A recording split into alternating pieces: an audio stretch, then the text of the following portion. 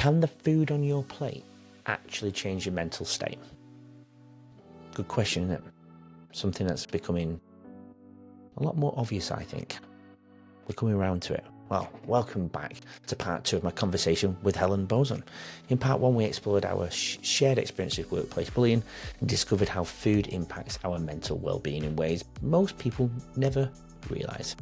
Now we're diving in deeper into Helen's 25 years as a dietitian, the eye-opening challenges she faces with clients, and her inspiring plans to give back to her community.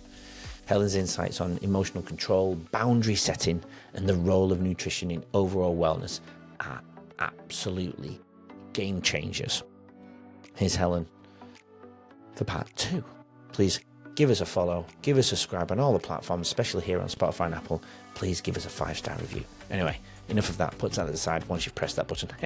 Come back for part 2. Here's Helen and myself. But during COVID time became a bit of a difficult time for you, wasn't it? Is this the period of time where you went through some heartache in the workplace? Before you go into that part, then how explain to us the job you were doing and when you entered it, which obviously was before COVID, wasn't it? Yeah, absolutely. Been working at this clinic as a dietitian specialising in weight loss surgery. Probably a good 7-8 years, no issue whatsoever. It was just COVID. Yeah. Everyone was just overly taxed and stressed, and thought process were altered. And it was during that time. And over the years, I have evolved because I used to run in-person support group meetings. People would come. But as the Facebook group, the socials grew, they would migrate to online and not come in person as much. So I went, okay, how can I continue servicing my clients and support them when they need at that time? So I brought technology in. So I would have a 12-month program. It would have minimum 2 appointments, and then after that, I could pay a small fee like $15 for individuals appointments. They had unlimited contact with me. They could email, call me anytime. And then every month I would run 2 or 3 live meetings through Zoom as a group. They would receive emails which were set up and automated. So I would start that if their surgery is at day X, 2 weeks before, they are scheduled to come out, because I know when they need certain reminders throughout the 12 months. They're 1 week post-surgery, they need to know X as a reminder. And then if they have extra questions, they will email me and I would personalise it or call them. So I describe that as a pretty thorough 12-month program, very cheap. I didn't charge much at all, to say a thank you for the clinic of using me as their dietitian. And then they had online videos and so forth they can refer back to. Well, with COVID, elective surgery was started and stopped. So I would start this journey 3 or 4 times with the one client. And I would support them in between. And then I started getting abusive emails, people calling up and abusing me, I haven't done something, and getting really angry. And I just got out of hand to the point where I was even told and complained of because I didn't even support this one person. So was it clients? Sorry to interrupt. Was it clients emailing you? Email me abusively, calling me up and abusing me. Yeah. And it was just their frustrations, because I would forget what I've done, and I understood. But it got to a point where it was too much. And then one client, I hadn't even engaged in supporting them yet.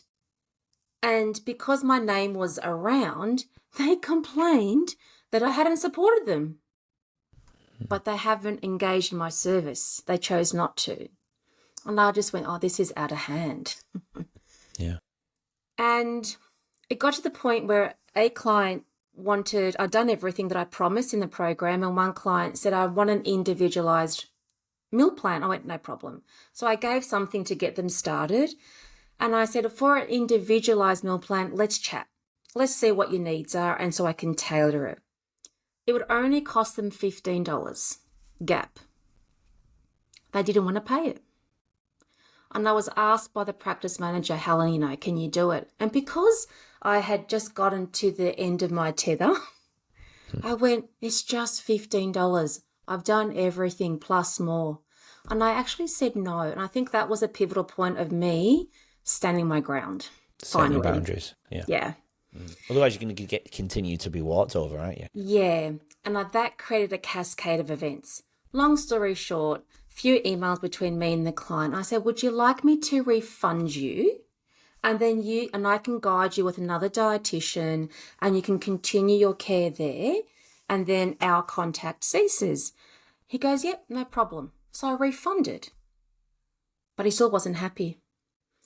So he started a negative Facebook rant in a private group. And I didn't know of this.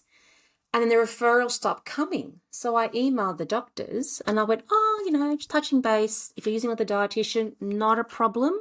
But my loyalty is to you. Just touching base to see how are things. I received a reply 2 months later that they're not happy with me, but wouldn't tell me. And anyway, long story short, it took 6 months to get a meeting, in-person meeting. I went, no problem. That's okay. Now, the meeting was Friday, 12 o'clock.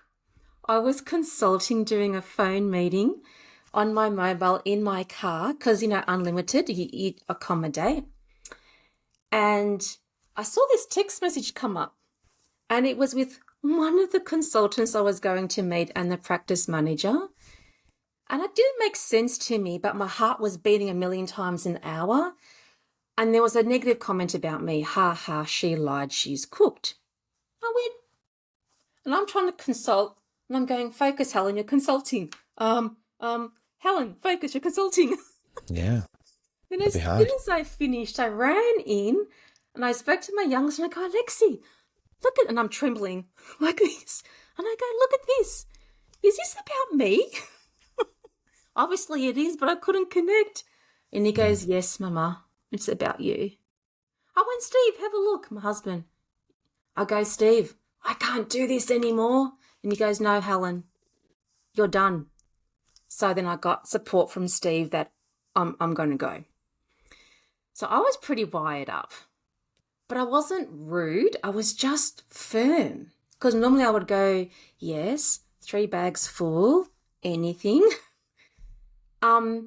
So I went to the meeting, was fine. And I asked, what's going on? There's some social media post. I didn't know about it yet. Oh, I don't know. And they wouldn't reply to me as to what happened. And then in the meeting, it was just all negative. And I thought, Helen, play the game. Let them dismiss you. Don't dismiss them. So I wasn't accommodating anymore. Nothing I could do was good enough. And I went, then why do you want to work with me? In my head. And one of the consultants go, maybe we should part ways. I go, yeah, no problem. And honestly, there's no hard feelings. So we parted ways on good terms. I've referred clients to the clinic, no issue whatsoever. But it was my decision because I wasn't going to grovel to keep a consultancy position. I just had enough. Anyway, that was Friday. Saturday, because this message had images. Anyway, I spoke to the kids again. I go, can you make sense of this image? I worked out that the issue was so it was, say, a November, the private Facebook negative scenario started. I joined that group in January. So the practice manager saw my comment in the group and assumed I had known of that negative rant, which was started by my clients and the ones where I'd gone out of my way to support. So that really hurt, but I went, okay. So I worked out it was who sent the SMS. So I left a message and I went, hi, it's Helen. I worked out who sent the message. It was you. I'm fine. Hope everything is great. And I just hung up. We went to voice message. And then I just went downhill emotionally. Yeah. And the biggest mistake I made was I went to have another look at the messages. And I shouldn't have done that, but I did. And there was a comment. We should band together and do everything we can so Helen can lose her job. But the thing is, it's not a job. I'm a consultant, so I can come and go.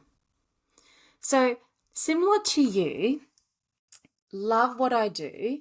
I go out of my way to support, and I only have love for my clients. I forgot to mention what would have wired this particular client up.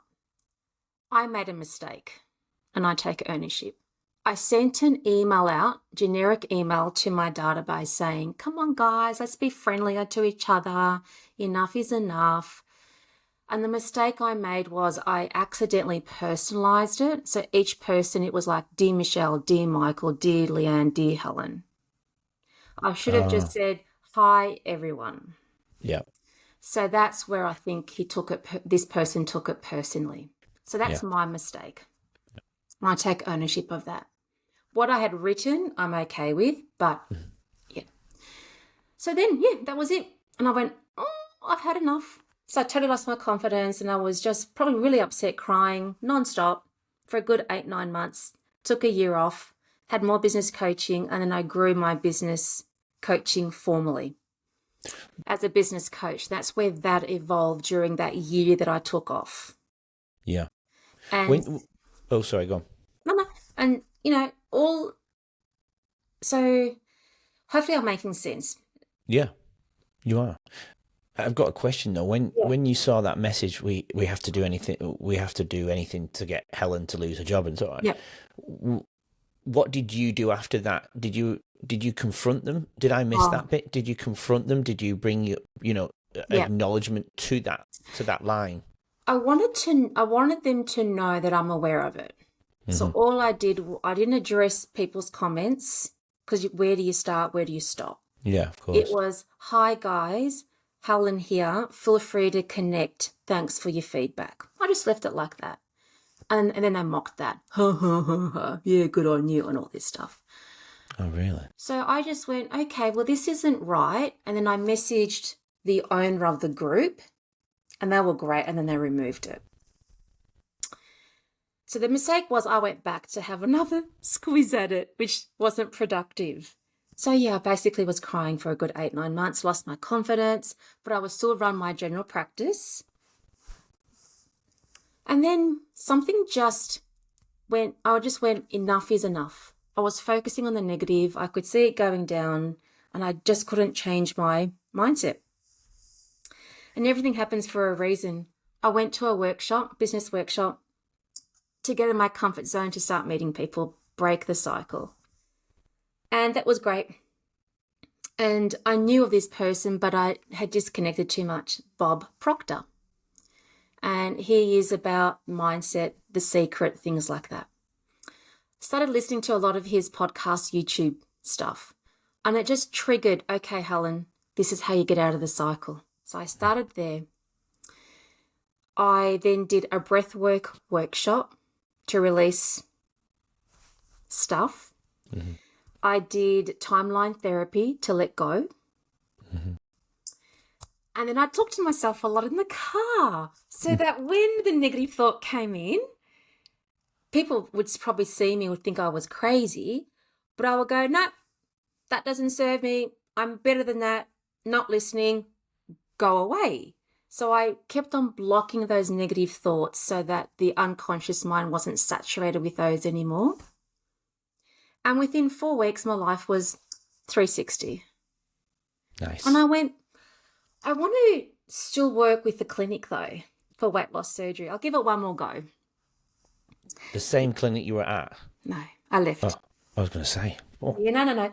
And there was this particular consultant that I really had admired. And I went, you know what? I'll just message the consultant on LinkedIn. Knocking on that doors again. Flatline. Oh. And I went, Normally I would go, oh, okay, I don't want to disturb anyone. And I went, you know what? I'll just call the clinic. Something told me, call the clinic, Helen. Something I would not normally do. But when the message comes in, I don't fight it anymore. I just listen to it. I rang. Yes, that would be great. Come in, meet the consultant. They gave me a date in 3 weeks' time. They go, oh, that's a little bit long to wait. I'm going, I'm still waiting 6 months. So I had a meeting within a week and a half. And with everything that happened, I was in the waiting room in a little cocoon. Consultant comes out with this huge smile on their face. We had a chat, clicked, had a bit of laugh, and I was offered the position. And I started, maybe 6 months later. Just let them wind down and so forth. Mm-hmm. And it's been awesome. And you're still with them now? Yeah. That's amazing. I have my general practice as a dietitian, and then I do like to work with a weight loss surgery clinic. And it's been amazing. And that's what I want to part on people. Mm. I remember once a trivial thing happened. I was bawling my eyes out in the kitchen. My youngest comes in and he goes, oh, Mama, you're having a hard day. I go, yeah. He goes, do you need a hug? I'm getting teary. And I go, that would be good. And he hugs me, big bear hug. And he goes, it will be okay. I just went, oh, ouchie. But that's a reflection of sharing journeys with your children and having them learn from your mistakes of the good and bad and having open conversations. Absolutely. When something goes pear-shaped, I watch my kids just band together. In good times, they socialise together. They socialise separately. But when something goes a little negative, they just swarm and just pick each other up. Well, they do that to us as well. They do. Kids with parents, they give us a lot.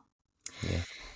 So I really want to just share a little bit of that detail so that the power of being uncomfortable and changing your thoughts to change your state, I believe, is the only way out. Agree. But even then, you just mentioned some of those other things that you did, like breath work, for example. Yeah. That and that we usually cover that as well at the beginning of the episode, with how people contribute towards leading their own way. That was part of you beginning to lead your own way, and that's the power of doing some breath work.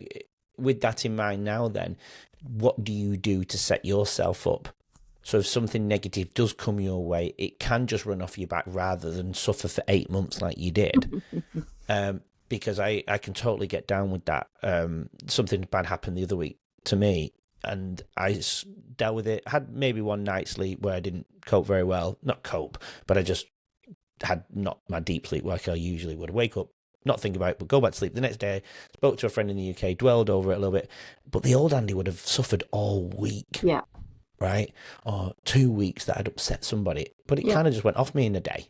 Yeah. And I reflected there. So I'm kind of glad it happened, because I sat back and gone, fuck, the old Andy would have totally just felt sick all week, and I didn't. Correct. So, yeah, what do you still do the breath work? Do you still do other things to set yourself up? I go down the path of breath work if I need it. Yeah. I heard the gentleman, I think his name is Andrew, from school, SKOOL. It's an online membership platform. Oh, yeah. And I'm pretty sure it was him. And I heard them say it's really easy to be depressed for no reason. So it's really easy to be happy for no reason. Interesting. And I went, wow, that's an interesting way of describing it. It's a choice. No matter how low we get, it's a choice. So what do? When I notice that I'm going in a little bit of a lull, music's up, fun music is on. I love Greek music, the happy beats. I make sure I exercise. And I actually talk to myself. And I just say, move on. Yeah. Detach. And I put myself in that person's shoes. And I try and think, why would that person say that comment in that way? What's bothering them today, possibly? Because I choose to be not a glass half full, but a glass full. And it is full, even if it's half full of water, because the other half is full of air. So I choose to see things with a glass that's full and understand where they're coming from.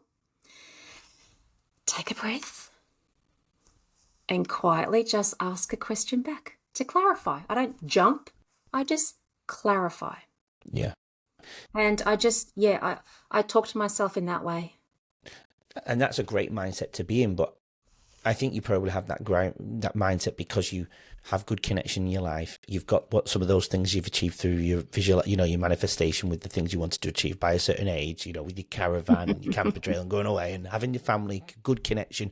You're a dietitian, so clearly you put good food into your body, you exercise, you do all of those things. But do you think you'd have the same mindset if you didn't have those, let's call them raw materials, going into your body every day? It would be easier to slip, wouldn't it? Don't you think?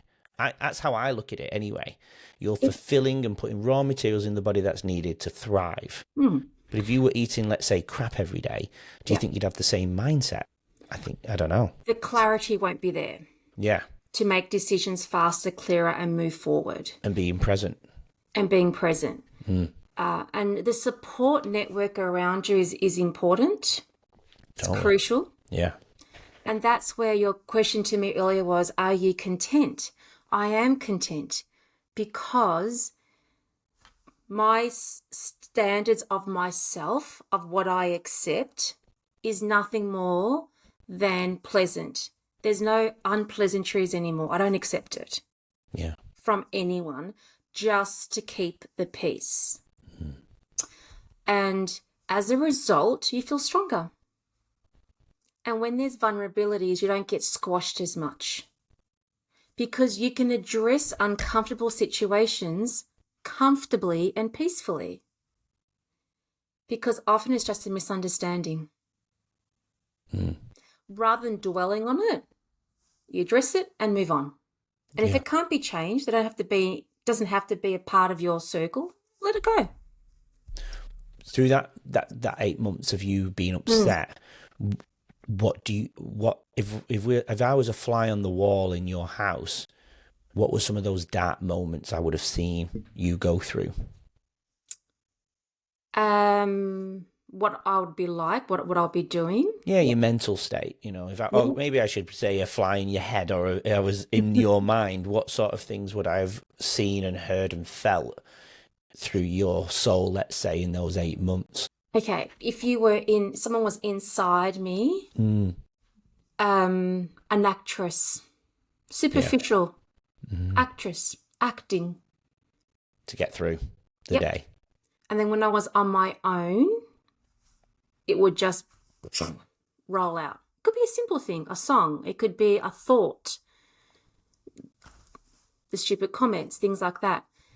Would be enough to trigger me, and then that would just mean that I would be upset all day. So I would come home, Steve would see me, and he'll go, "You've had a hard day." I go, "Yeah." He said, "I don't know what to say." I go, "Don't need to say anything. Yeah. You've just acknowledged it. That's enough." Yeah. He'll give me a hug, and we're good. People don't need to say anything. So that's where I struggled. So I still worked. I loved it. No one knew what was going on. Yeah. But as soon as my acting stopped and I was in the car, it was a constant effort pushing those negative thoughts out. And that took time. Yeah. That took energy. And I just found a rhythm in pushing it out faster. You might have said it before, but what was that? So after you're pushing out faster, what was that pivotal moment to make that big shift for your trajectory of your life to change? Was there a what spark was it? Bob Proctor YouTube clip. Yeah, you mentioned that. Yeah. And he talks about money, manifestations and so forth. I knew of it, but when you go so dark, you forget and you can't pull yourself out enough or quickly enough. And I just listened and listened and listened to the same clip. It was 45-minute clip. Then I would find 10-minute clips, 5-minute clips. There were reels of that full 45-minute, and I would just listen and listen and listen and write down my statement and hold it and touch it and believe it and say it and write it in my diary as though it's happened. Even though I thought I felt like I was being silly because I honestly didn't believe it yet. But when I saw that little glimpse, remember I was saying at the start, when I saw that little glimpse of a light, I went, oh, I want you. Come to me. And I grabbed it and that made it bigger. That was your crisis point then. We talk about this quite a lot. Do you think you have to go through crisis to create change? Yeah. Yeah, I do too. Yeah, and that's okay. Yeah, of course, absolutely. I've not come across anybody. I hear some people saying, yeah, of course we can. But I think they're the ones who probably, might be in a position in terms of a lot of money, let's say, and they can sit back, not have to work all day, don't have all those time constraints and can put money into something and go and do something. But again, I don't know if that's still right. I don't know. But I do think the everyday person probably needs to go through some really dark spaces to change. So, and that's why, if this podcast can help somebody just sit there like what you do and watching those YouTube clips, maybe that can be the change for someone. And that's really what I hope we get out of this chat and every other guest that I have on there, because I do feel there's that many different journeys out there. Every journey is worth hearing. And your advice could fit into some of my guests' life and they can manipulate to however they feel fit into their own life. You know what I mean? Is there anything else that you think we've missed that needs to be shared today from your journey? From my journey, stay active, be passionate about your hobbies, because they'll never leave you. Yeah. They'll never leave you. They'll never give you a hard time. Well, my hip's doing me a hard time at the moment, so I'm struggling to play basketball at the moment. I'm taking tomorrow off. I've done my calf, so my body's letting me down at the moment. Andrew, your body's saying you're not 18 anymore. I know, but I don't blame age. It's no, I only play once a bloody week. Well, maybe that's, I don't know. No. But yeah. I'm only 41, come on. 41. Should be still playing quite hard. My calf's just giving up on me at the moment, so I need to rest it tomorrow. Plus, my mate's on Deal or No Deal. My first guest ever is on Deal or No Deal tomorrow night. I know this won't be out. This would be 3 months ago by the time this is aired. But he's on Deal or No Deal, so I'm actually taking a night of basketball. It's true, I am injured, but I get to watch him on Deal or No Deal. Oh, that's amazing. Jake Ward, the Aussie arm wrestler. He's my first number one guest who I ever filmed with. He's a good friend of mine, and he's on Deal or No Deal. Have to get him back on. What his experience was like. Yeah, I could do. Yeah, it would be a good one. Yeah. I would like to do a part 2 with one of my guests to see, so people can see the journey of them. That's a good idea. It'd be pretty cool to do that. Yeah. Okay, so going with you then, coming towards the end, you've just given some pieces of advice, but for anyone then, let's cater it. So let's do a piece of advice for 2 areas for food. Yep. If you were going to give a blanket piece of advice, I'll share mine and let's see if you agree with it. I think if we're going to go and change the trajectory of people's lives in terms of mental health or disease and prevent, I know we could be here all day, but cancers and all this stuff and autoimmune and cardiovascular and high blood pressure, all of that. I always say, you know what, if I'm just going to give one simple piece of advice, just eat things that grow from the ground or anything that eats from the growing ground. It can just be that simple. How we used to eat thousands of years ago.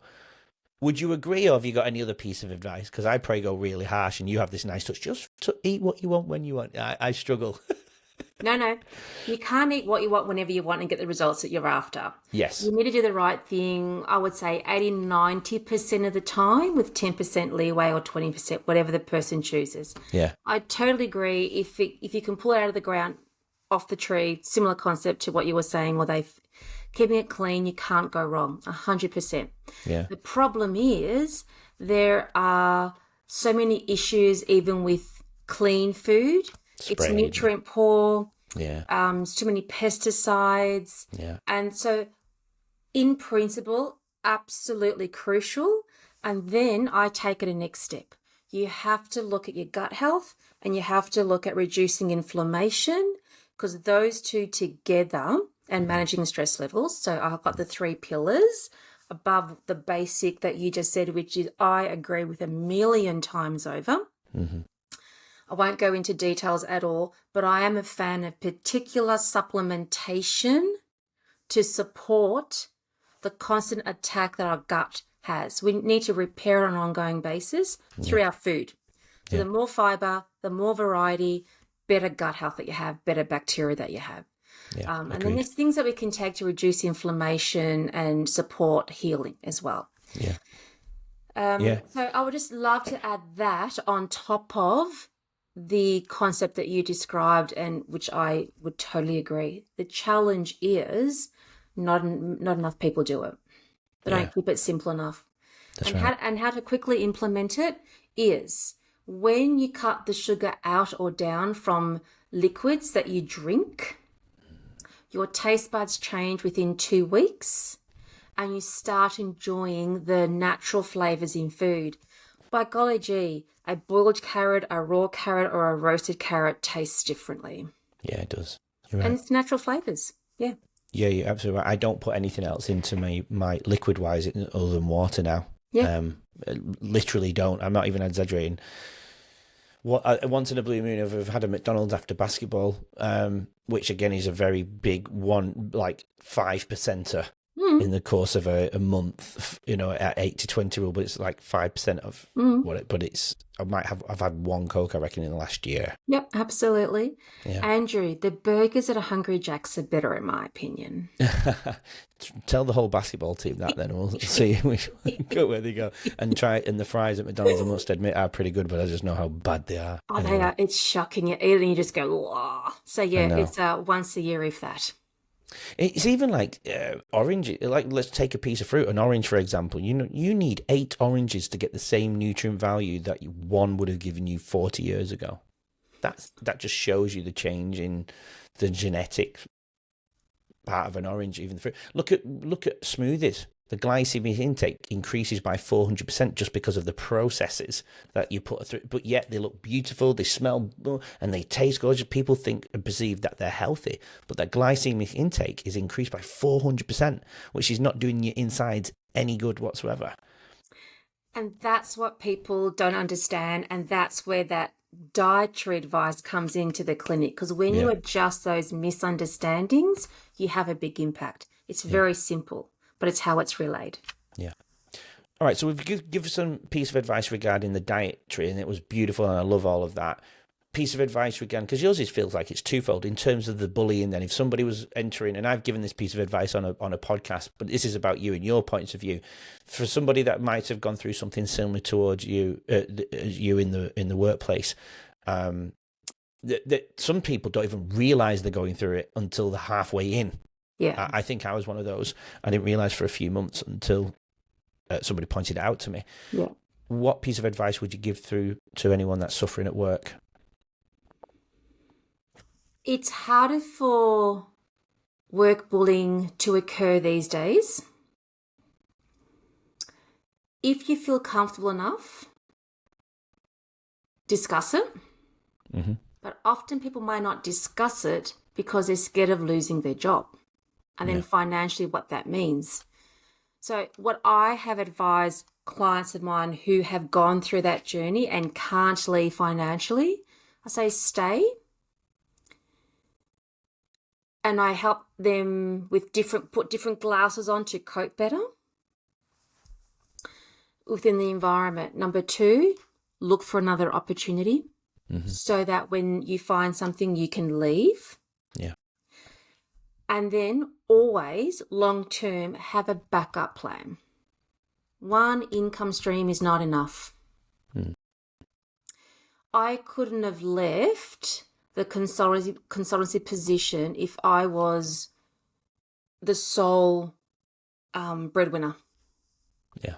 But because it's back up in the family and we're at a particular point that I could drop that consultancy position because I had others, it empowered me to move on. So I always work at 2 or 3 different clinics to keep the diversity up, the options up. So if one goes, there's still 2 income streams coming into the business for me. Yeah. So it doesn't matter if you're an employee. I still think get a hobby that you like, that you're passionate about, and it makes you feel awesome and you really love it, and then see how you can make income out of it. Yeah. That's what I mean by having something else to dilute Yeah. the rubbish that can go on in the workplace environment. And often it's not their fault. It's other people's insecurities and issues deflected on the person. Yeah. I said the same thing to kids today. You know, anyone that's being treated poorly, we were doing a bit of a well-being class, and I said, it's not the people being hurt. It's the people, they're insecure and they're filling in gaps that they need, that subconsciously they feel that they need filling in to be, you know, for themselves to feel empowered. And that's probably where mine came from. I don't know, I can't prove it, but I'm going to add a little bit of piece for advice if anyone is going through any bullying. And circumstances, obviously there's layers to these conversations, but if you do pick it up, just make a note, start documenting stuff as well. I think that's always powerful too. That's what I was reluctant to do, and I am glad I did. It paid off in the end. Well done, Helen. So for you, your final question, you've given us some piece of advice. Quickly then, your future plans. Actually, second final question, your future plans, because the journey doesn't end here just because we're on Leading Our Own Way. We're not at the pinnacle just because we're talking on this podcast, even though I'd like to think it would be. But future plans, the journey ends when we leave this planet, right? What are your future plans? Future plans are to be able to increase the surplus income, or I describe as passive income, to retire and work because I want to, not because I have to, with the ultimate goal to share my love, knowledge and experience to as many volunteer organisations that I can that I'm passionate about. So is that your purpose as well? Yeah. So I always give back to the community, but I want it to be on a full-time basis, because you mix with different people, you mix different organisations, you learn, you help, you provide, you support, and I love it. And that's my dream, my purpose, to give back on a full-time basis. Beautiful. Love it. Helen Bauzon, thank you for joining me on Leading Our Own Way tonight. It's been an absolute pleasure. We're filming here late at night on a Monday here in Melbourne, Australia. And I say that because I have viewers in the UK and America and things like that. So I appreciate you joining me on my journey. I love sharing these people's journeys, and it's been an absolute pleasure and honour to have you on the show. Thank you so much for having me, Andrew. Really enjoyed it. Thank you. I'm glad. Well, to everybody else who's tuning in, thank you for joining me once again and Helen on Leading Our Own Way. Until next week, keep leading your own way, and we'll be back for another amazing guest and inspiring journey soon. We'll see you then. Have a great weekend. See you next week. See, Helen's story reminds me that our struggles can become our greatest strengths. Her journey from workplace trauma to helping others heal through nutrition shows the power of turning pain into purpose. And also, the other business she does, helping coaches and people become more free yet earning another side income. It's just brilliant. If Helen's story resonated with you though today, please share it with someone who needs to hear it. Remember, we're all leading our own way, and sometimes the path through adversity leads us to our greatest impact. Thanks for listening, and I'll catch you on next week's episode of Leading Our Own Way. Remember, keep leading your own way. It's really important. Come back next week for another amazing guest. We'll see you then. Have a great weekend. We'll catch you on the next one. Thanks for listening and watching Leading Our Own Way. So we can stay together forever and share more incredible journeys, please subscribe to the channel. That way you won't miss next week's episode and what that amazing guest has to offer to the world. Please support Leading Our Own Way, and we'll get you on next week's episode.